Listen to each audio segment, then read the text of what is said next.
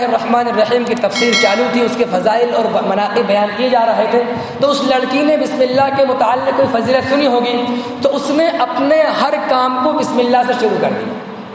اس لڑکی نے اپنے ہر کام کو بسم اللہ سے شروع کر دیا۔ وہ وزیر کی ایک بادشاہ تھا، اس کا وزیر تھا، اس وزیر کی یہ لڑکی تھی۔ چنانچہ وہ خفیہ طور پر اسلام کے لیے آئی تھی، لیکن اس کے باپ نے یہ دیکھا کہ یہ لڑکی اسلام لے آئی ہے اور یہ کس کا نام لیتی ہے،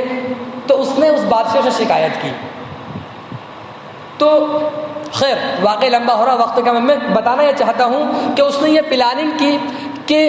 اس لڑکی کا امتحان لیا جائے اور اس لڑکی کو بسم اللہ پڑھنے سے ختم کیا جائے، اس کو پھیرا جائے۔ تو اس نے کیا کیا کہ بادشاہ کی جو مہر کی انگوٹھی تھی، اس وزیر نے اس انگوٹھی کو اپنی بیٹی کو دے دیا اور یہ کہا کہ یہ انگوٹھی میں جب مانگوں گا تجھے دینا ہے۔ چنانچہ اس نے بسم اللہ الرحمن الرحیم پڑھ کر اپنی جیب کے اندر رکھ لی، اور بادشاہ کے دربار کے اندر مہمان آئے تو بادشاہ نے مچھلیاں منگوائیں، اور مچھلیاں منگوا کر وزیر سے کہا کہ جاؤ اس کو بنواؤ۔ جب وہ مچھلیاں لے کر بادشاہ کا وزیر مچھلیاں لے کر اپنی بیٹی کے پاس آیا اور کہا بیٹی ان کو بنائیے، جب بیٹی نے بسم اللہ الرحمن الرحیم پڑھ کے مچھلیاں بنانا شروع کی تو جب پہلی مچھلی کو وہ بناتی ہے، وہ ذبح کرتی ہے، کاٹتی ہے، تو فوراً اس مچھلی کے پیٹ کے اندر سے وہ انگوٹھی جو بادشاہ نے اصل میں اس نے کیا تھا کہ اس انگوٹھی کو لڑکی جو بیٹی کا باپ تھا، اس نے اس کی جو انگوٹھی دی تھی، اس انگوٹھی کو اس کی جیب سے نکال کر سمندر کے اندر پھینک دیا تھا۔ تو جب وہ مچھلی نے اس کو نگل لیا اور وہ مچھلی اس کو لے کر اس طریقے سے آ گئی، تو جب وہ مچھلی کو اس نے بنائی تو اس مچھلی کے اندر سے اس انگوٹھی کو اس نے نکال لیا اور بسم اللہ الرحمن الرحیم پڑھ کر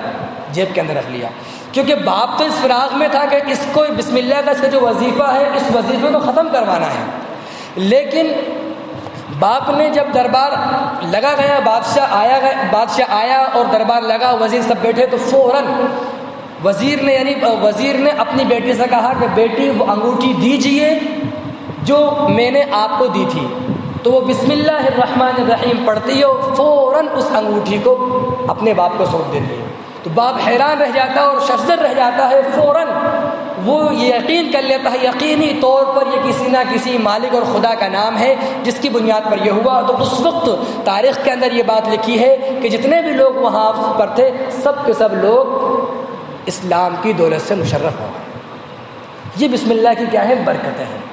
تو اللہ تبارک و تعالی ہمیں لفظ بسم اللہ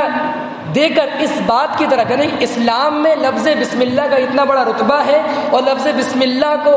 بیان کر کے، لفظ بسم اللہ کو نازل کر کے ہمیں اللہ تبارک و تعالی یہ پیغام دینا چاہ رہے ہیں کہ جب بھی تم بسم اللہ پڑھو گے تو میری مدد تمہارے ساتھ شامل حال رہے گی۔